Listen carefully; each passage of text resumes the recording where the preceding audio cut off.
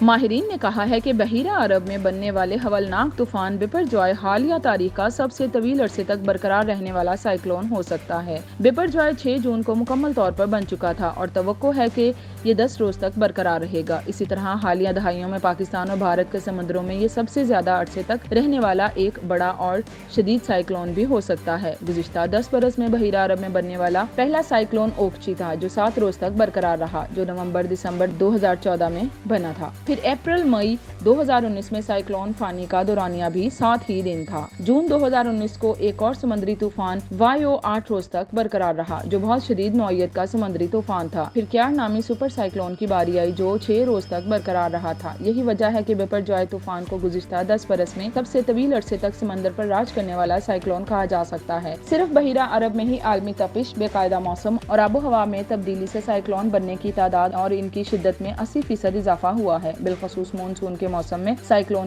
بہتات سے نہ صرف سمندری معاملات متاثر ہوتے ہیں بلکہ ماہی گیری، تجارت اور دیگر سرگرمیوں کو بھی نقصان پہنچتا ہے۔